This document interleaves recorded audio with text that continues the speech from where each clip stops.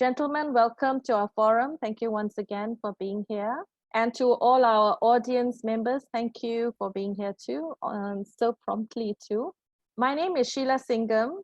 I am the founder and managing partner of Human Equations in Durian Berhad, the company that is hosting today's web forum.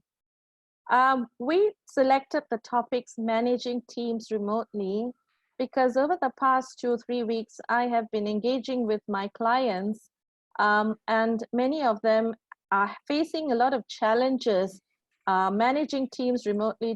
Traditionally, we have been people who are very used to going to offices and interacting face-to-face with people. And now we are having to interact online through phone calls, video calls, and a lot of people are finding it a bit hard. For example, I had a participant in a webinar who said to me, is it all right for my manager to be calling me at 9 or 10 o'clock at night and insisting I provide information? So these are some of the issues that have arisen. All of you have roles in your organizations that require you to manage teams. Some of you have been used to managing these teams online, and some of you not so much, but we're all having to get used to that now.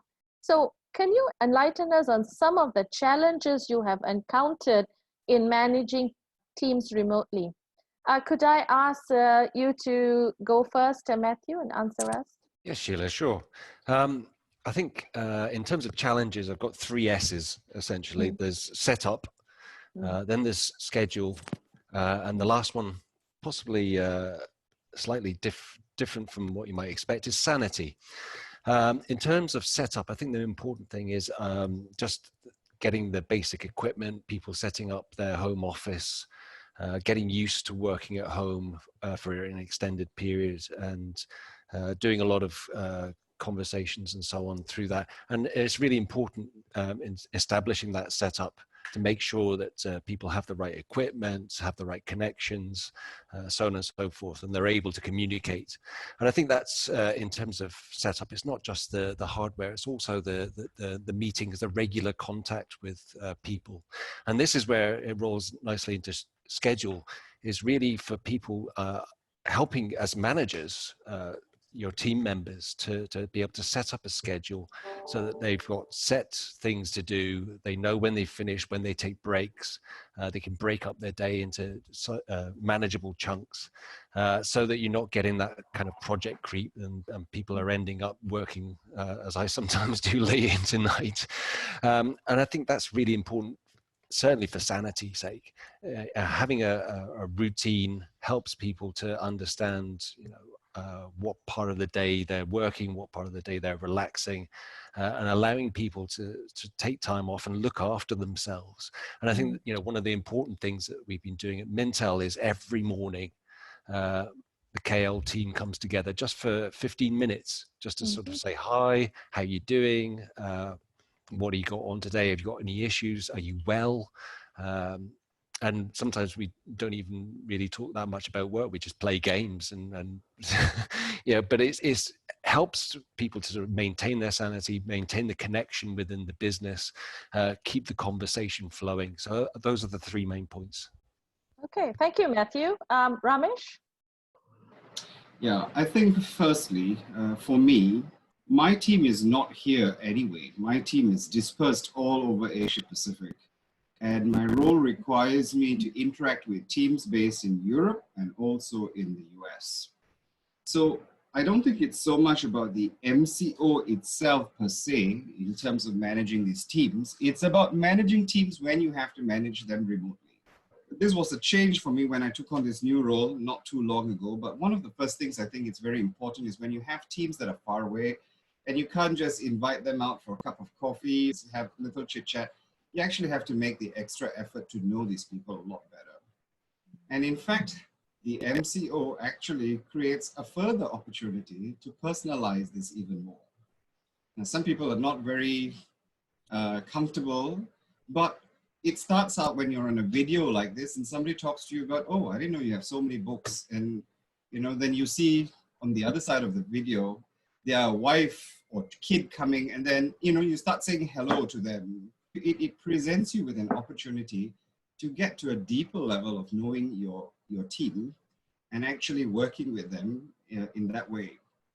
But I think whether it is an MCO or not, the main issue is that when you're managing teams remotely, you really have to have frequent communications, you know, and the communications is not just by email.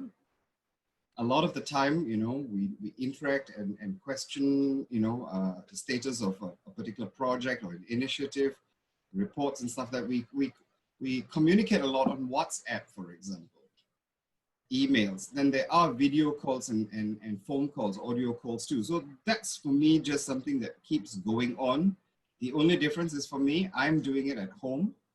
I used to tell my colleagues that for all these years working at FedEx, you know, I prefer to work long hours in the office than bring my work home. I always say that I prefer the separation of church and state, you know, so I've always had this distinction. But in these last 3 weeks, I've had to work from home, and it's been a pleasant experience. Not only the fact that, you know, I don't have to commute, but more importantly, that I find really that for me, I am a lot more productive. Now, what about my team members? I think the MCO is something that is creating a challenge for us because we have our data sites in the Philippines and in India, and all of these countries went on a lockdown. So employees are not able to work from the office. And, you know, we have contingency plans, but the contingency plans can take care when half your sites are not working. But when all your sites are down, the contingency side is overwhelmed. So, you know, getting everyday folks at the company to work and organizing a training session with some 200 people online to do something totally new in a contingency situation where time is of, you know, essence, that was challenging. I feel that the most difficult part about all of this is really having workshops where in the past you could actually use flip charts and so on and so forth. Brainstorming is easier. You have a whiteboard, you can put things up, post-it pads. You can't do that here. That's a little bit more difficult. There are technologies, you have to learn them, and everybody has to learn them. And that's where it's a little bit more challenging. But we get by, and I think we've done very well. You know, when it comes time to go back to the office, I think I'm going to have a bit of a challenge making that change again. Great, thank you. Just to repeat the question for those who've just come in, what are some of the challenges you have encountered in managing teams remotely? Raymond, could you elaborate on your challenges? Thank you. So I think Ramesh and Matthew have explained this pretty well. We have quite a unique view on this. I think we're actually working harder, to be honest. When you are sitting in front of a computer for hours, when you're on the phone, your audio is lagging, Raymond. That is the challenge that we have to face in MCO a lot of the time. A real one. Networks. Sorry, that can you hear me now? Yes, apologies. There seems to be what they call gangguan technical. Okay, I tell you what, Raymond, we'll let you sort out those technical issues and we'll move to Prabhu first. Could you tell us what are some of the challenges you've been experiencing? Well, yeah, so we have offices in KL, in Singapore, Philippines, and in Vietnam. So we've mostly been working remotely, at least on my end. Some of the challenges, obviously, working from home. You know, not everyone has a nice workspace at home. So you know, speaking of what Matthew said earlier, you know, so I think that's probably one of the challenges, because you know you have all the distractions that comes with staying at home. You know, if you live with a largish family, then you might have your kids running around, or you know, your mother-in-law yelling at you. But I think the most important thing is the discipline, right? And that's kind of what we always try and drive. So we do have a lot of calls and you know, things like that. But I think the other challenge for managers within our team as well, we're dealing with folks working at home. Sometimes you can come off lacking empathy and while communicating with with folks that are at home and remote and via video might seem a bit cold. So I think that's one of the challenges that I feel, and then keeping up the morale and making sure that we communicate with intent, to the folks that we manage, right? So that's mostly the thing. But so far, it's been great. So we've fingers crossed it continues to be great and people keep up the motivations and stuff like that. Great, thank you for that. So actually, we're actually facing one of those challenges now, aren't we? Where Raymond's had some technical issues, and so yeah, real life challenge going on right here to out there who's listening. So we'll just wait and see if Raymond's able to sort that out and come back on. In the meantime, let me go to the next question. I think there's so many people out there who would welcome some methodologies, strategies, or resources that you, a gentleman, have adopted to manage your teams virtually, whether they're technical or other human or social. You already have mentioned some of that, but anything else that you could offer our audience, particularly in regard to managing expectations? Because here's the thing, people are expected to work from home. Is there a clear policy, HR sort of directed policy, that you need to be on your digital platforms from 9 to 5, and then after that you're free to go? Or is it that you just have to put it on all the time and be ready to get a call anytime? And so are we looking at productivity, the output of each individual, or are we looking at the time that they spending on the digital, or at work, so to speak? Raymond's back. Okay, maybe Raymond, did you hear the question? Yes, so we're going I to did. ask you. Okay, great. So what are some, and you're very much been in HR all your career. So what are some of the ways in managing those expectations? What expectations should we have actually? Sure. I think the first thing is there has to be a policy developed by HR in terms of how we operate in this type of environment. Secondly, in terms of how we work, we need to be very clear and decisive. We try to limit the number of calls we have per day. We try to limit it in terms of how long we are on meetings. In reality, it doesn't happen. So I was talking about managing expectations. I think at a senior level, I think what we're experiencing, we're probably working harder, because the last phone call ends at about 9:30, 10 o'clock at night. And to coffee breaks and having a little chit chat, we don't seem to have a lot of that, because meetings are booked 3 to 4, 4 to 5, 5 to 6, 6 to 7, and people don't think about giving each other a break for 5-10 minutes and things like that. So I think we have to be very clear about it. Secondly, I think we need to be flexible in expectations, particularly with the teams. I've told the teams we need to relook at the KPIs. We need to go back and relook at the KPIs. We need to really prioritize what we can and can't do. And we need to be realistic about it, because we never thought something like this was going to impact us. Our KPI is going to be adjusted, because we still get recognized and get our bonuses. So the answer to that is we will go back and relook at it. And we need to be fair, because setting clear expectations and being fair is what I think employees are expecting. So we actually give them an allowance on a monthly basis to even extend that not only to our permanent employees, but our temporary staff, our interns, and our third-party staff. So in summary, I think we need to provide the tools, we need to have the platform, but we need to be realistic also. Thank you for that, Raymond. Ramesh, sort of managing the expectations of superiors as well as the employees' expectations. I firstly think that there are a couple of dimensions to this. If you're working and you expect people to work night times and weekends and to be available at your beck and call as part of a normal working day, I think that that's a real leadership issue. People have lives and you need to respect their lives, and there is no excuse for that, in my opinion. On the other hand, when a house is burning down and you have a crisis, you're going to have to do some of these things at night. And really, if you have a team that is fully focused on the deliverable and the outcome, and they're with you in trying to save, you know, the situation, then I don't think that that even becomes an issue. I sometimes have to speak to my team members at night, but only on an urgent basis. And what I would do is I would text them and I'll ask them whether, you know, are you free to have a chat? This is a really important issue. And if they are, they'll get back to me. And we had a couple of days when it was like that. But it really wasn't, you know, it isn't part of our usual practice.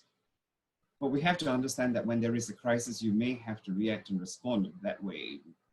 You know, the issues don't go away after 6 p.m.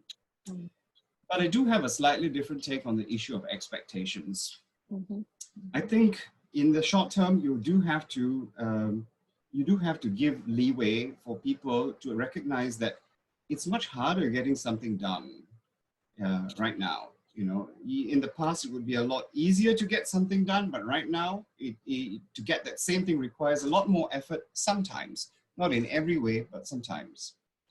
But as a general rule, you know, I keep my eyes focused on the long term, on what we're trying to achieve, not this week, this month, but what we're trying to achieve in a project or in an outcome in the long run.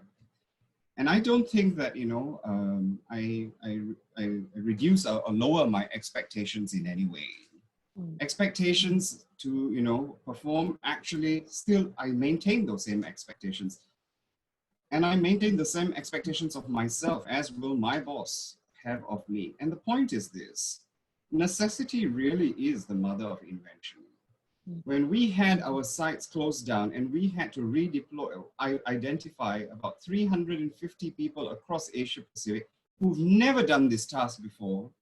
And we have to get them, we have to do it, otherwise the system stops. We managed it. We managed to get volunteers and people to come. We managed to do an online training. We managed to motivate them. So the point is, whatever your expectations are, people will rise to it, and people will rise to the occasion. You know, I think that's one thing I have learned. You do need to, the more you know, there is a point where I totally agree with Raymond that you have to be realistic, but keep your expectations where they were, and people will rise to it. And if they don't, because they are really plausible reasons, that's okay. You can understand it. You know, people will try to do the best. They're not trying to escape with, you know, doing the bare minimum. That's what I think is important. Thank you, Ramesh. What about you, Prabhu? We're talking about, you know, what strategies, resources do you have to offer in terms of managing expectations? Yeah, I think for us, you know, I agree with Ramesh. The expectations of you know, everything that we're working on, we've not reduced those expectations, right? Because I think it's important for the team and whatnot to adapt and maybe, you know, on our part, because we build software and technically can build it from anywhere.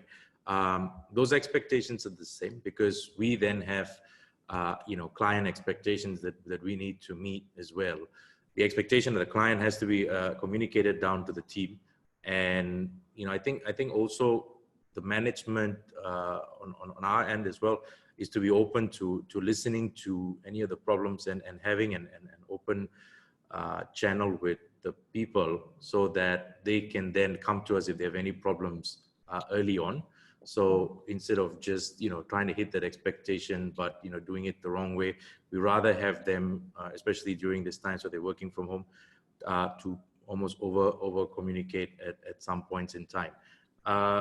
And because of that, then, you know, the more time's taken, and not everyone of us work till, you know, late at night, but I think, you know, like myself, my partner, and the senior guys, we sometimes don't have a choice, because in the daytime we're managing all the people, and in the evening we have to, you know, look back and see what changes we need to make as a business.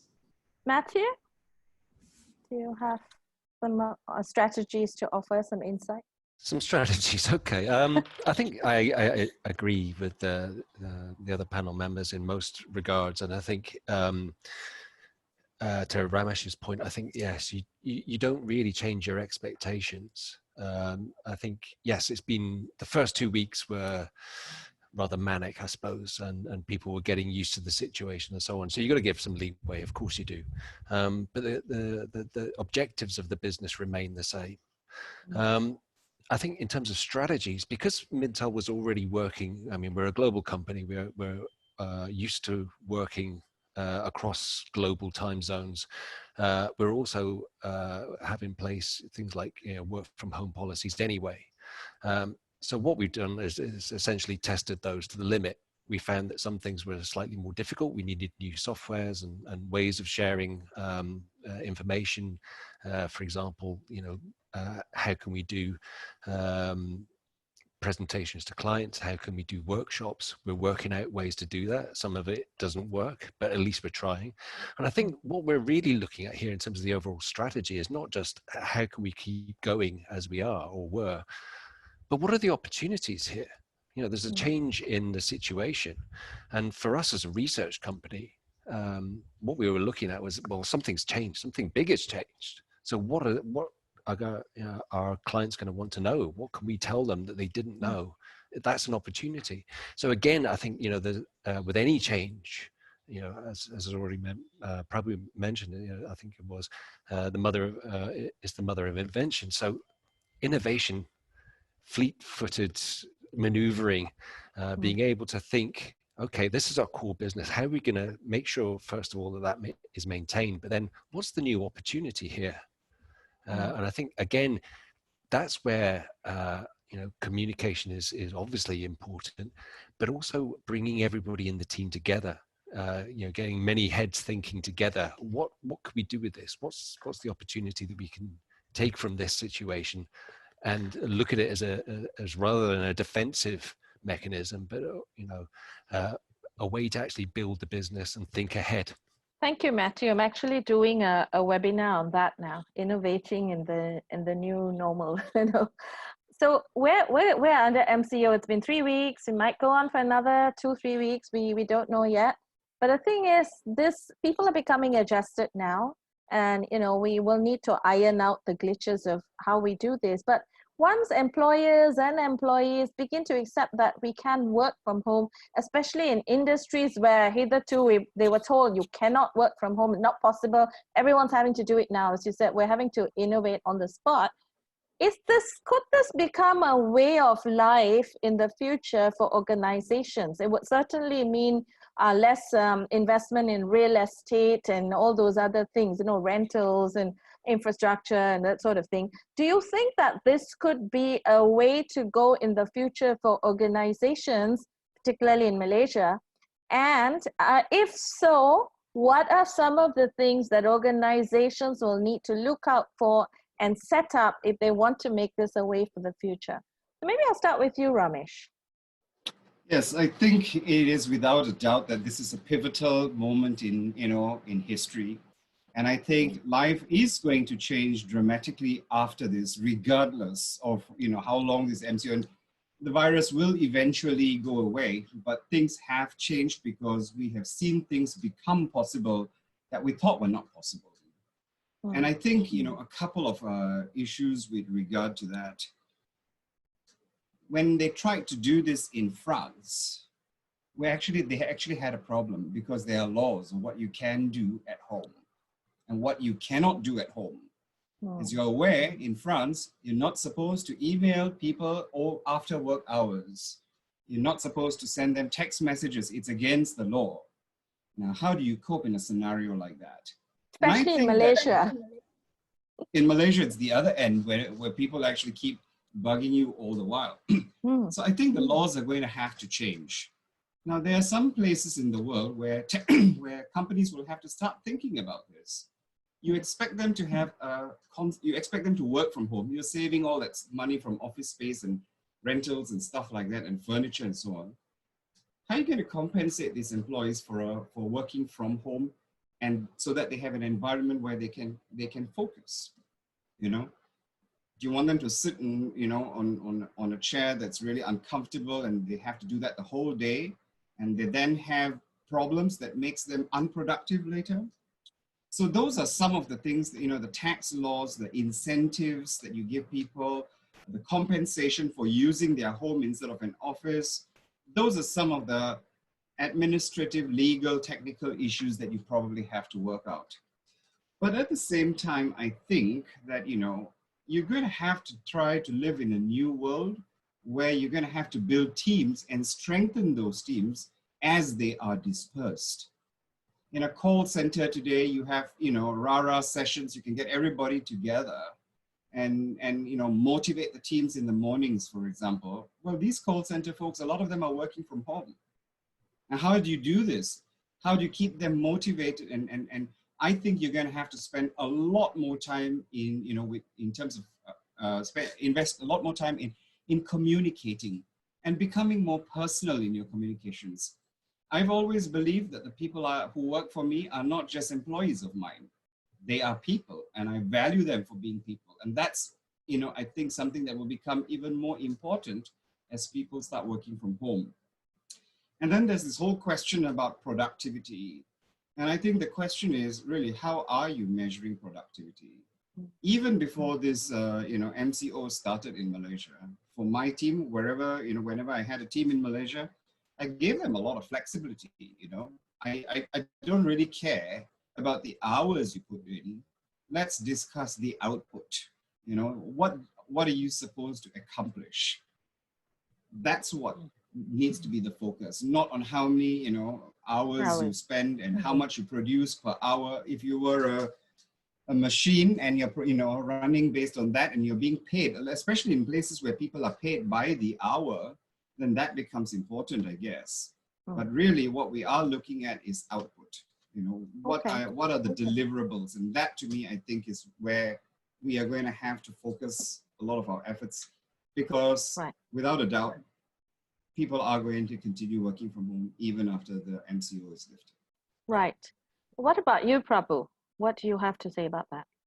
Yeah, so I think it will become a new norm, so to speak, and I think companies will eventually start realizing. So on my part, as well with my teams, we let them work from home, and we monitor that, right? But it is very much like what Ramesh said.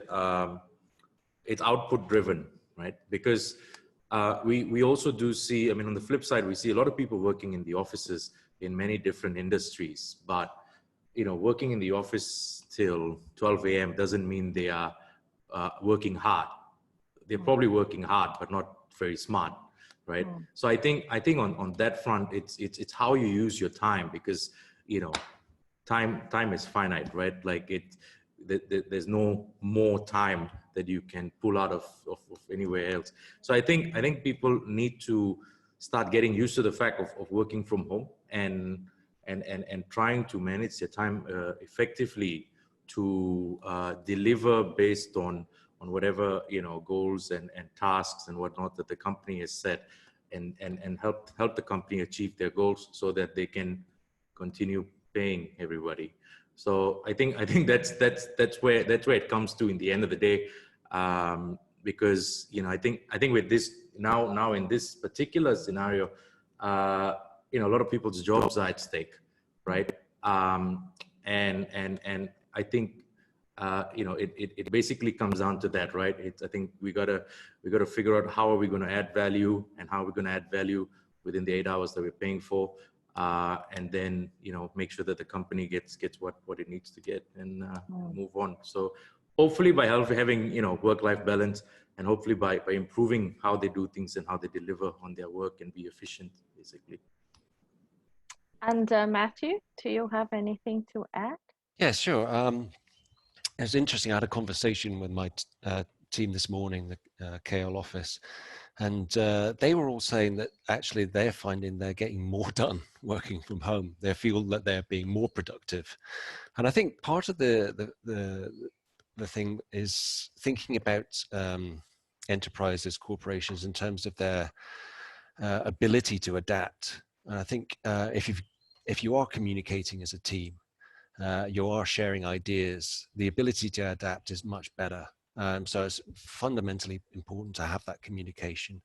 I totally agree. I think we are going to be looking at a new normal, as Prabhu says. And I think one of the things that we have to understand is that that will be constantly evolving. It won't just be right now, this is the new normal, it's going to stay the way it is. We constantly have to evolve with the way things are changing.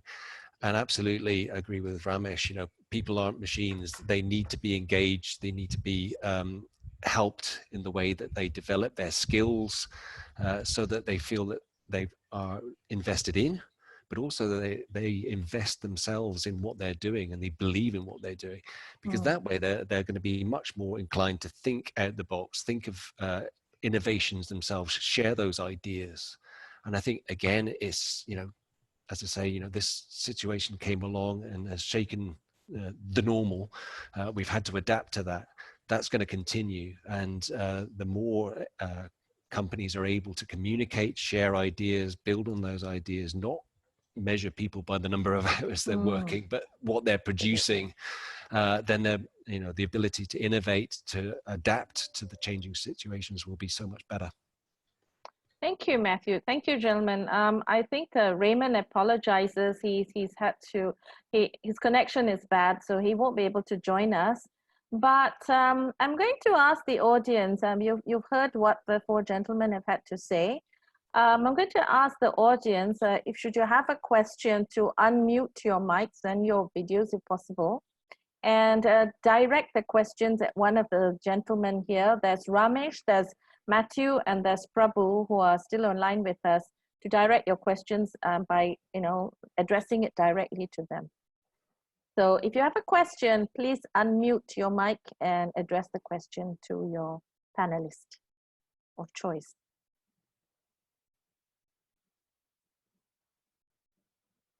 While we are waiting for the panelists, for the audience to ask any questions, gentlemen, I think what you've said is very insightful, and what some of the things that I have gathered is something that I have been preaching to a lot of organizations, managements, and leaderships, that every employee should actually be evaluated on their output, their innovation, their creativity, their sense of ownership, rather than how many hours they clock in and clock out. And in this day and age, I still can't believe there's some companies who are expecting their employees to do that. And I think all that has been thoroughly overturned by this event that has hit the world. And if we are still expecting our employees to do that, then I think we need to be relooking at our policies, our employee engagement policies, HR policies, the infrastructures, changing all of these and revising them in order to make, as you said, Matthew, employees need to feel a sense of ownership. They need to feel included in what's happening, because it can be very isolating working from home, especially for those extroverts. I did a video earlier this week on how extroverts, what they can do to keep sane, and what introverts can do. All right. So are there any questions from the audience? Please feel free. You don't have to show your face, but you can unmute your mic and ask the questions, and we'll be happy, the panelists will be happy to take questions from you. Okay, so gentlemen, it seems that our audiences have totally got what you have said, and don't have any questions there. So any last thoughts from you, any last words? Maybe I'll start this time with Prabhu.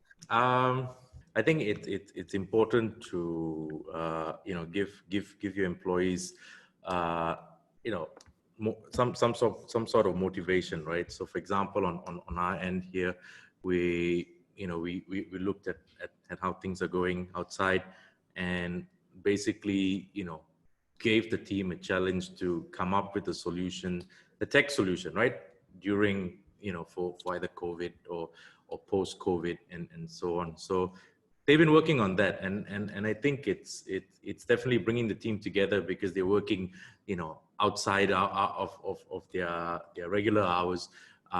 It's because they have full ownership over it. I'm not like what we've launched recently. I'm not telling them what to build. We just had an idea and they went away and built it, right? I think I think it's good to have a lot of these type of initiatives so that the teams do come together and there's some sort of common goal that they can work towards. So Thank yeah, you, Prabhu. I've given you 2 challenges, so maybe you can throw that at your team. Yes, Matthew, yes, we will. Thank you. Yeah, one of the things I've been thinking about recently, now that we've seen China coming out of lockdown, I've been talking to colleagues there, and they've been saying that, yeah, you know, people rushed out, they wanted to, you know, go out and enjoy the fresh air and meeting and greeting people, so on and so forth. But after the initial euphoria, people really were still, they were changed. They were acting differently, they were behaving differently, they were still trying to work out what had just happened. So I think, you know, when you say the new normal, it isn't going to be something that people can fall back into straight away. They are going to have to adapt and learn how to adapt. And I think, again, as managers, an important thing will be to understand that your team members will need guidance. They will need guidance in terms of their expectations, but also help with readjustment and to be prepared for that, because it will be different. Okay, and Ramesh? Well, I think, you know, your worldview actually helps you to decide how you want to adapt to the situation. This is not a bad thing. It's a good thing in so many ways. It's different, it's temporary. We are in a moment in history, you know, that we'll remember for a long time more. From a personal perspective and from a professional perspective, find the wonderful things that you can squeeze out of this situation. There are so many positive things that can come. You know, I may have never met and never thought of meeting my, you know, my employees' family in China or in, you know, Japan. But here's an opportunity, for example. And there are so many other ways in which, you know, you can just find real blessings in this situation. So I'd encourage everyone to think about how they can make the best out of this, because you'll come out of this better than you were before. So essentially what you're saying is social distancing doesn't mean that we get digitally remote, but we can still digitally connect and include people and actually in some ways have enhanced relationships. And that's what we need to be doing with our employees, our teams during this time. I've heard you all say things like empathy, showing empathy, being understanding of their needs, of their time, having the need to connect with them, you know, to set schedules, connect, to keep. Some people need, extroverts need the connection to keep sane. Introverts are pretty okay, but once a day is good, as what Matthew does with his team. Ramesh said about getting to know his employees' families, and I think that's a lovely take on, you know, a great reframe for working from home. And Prabhu about enabling and empowering employees to create new things, you know, without breathing down their necks. I think also there's got to be a lot of trust and faith in your people, because they're what's going to keep your organizations going, keep your organizations relevant, and take you out of this into a new place and help you to fulfill those business objectives. Well, thank you very much. I'd like to thank Raymond, who really made the effort to be here, but you know, the challenge of technology. I'd like to thank Ramesh, Matthew, and Prabhu for being here, and really like to thank all of you who signed up and were part of the audience today. We hope it's been a really fruitful time for all of you. We've got 2 more web forums coming up tomorrow, one at 4 o'clock and one at 5 o'clock. The one at 4 o'clock is by people. We've got panelists who do business from home, marketing products from home, and how they are faring during this time and what do they have to offer us. And at 5 o'clock, we're the people from panelists from the service industry, services that are considered non-essential, and what are they doing to keep businesses going. Thank you very much, gentlemen. Thank you very much, members of the audience, for making it here today. Stay home, stay safe, stay sane. Thank you very much.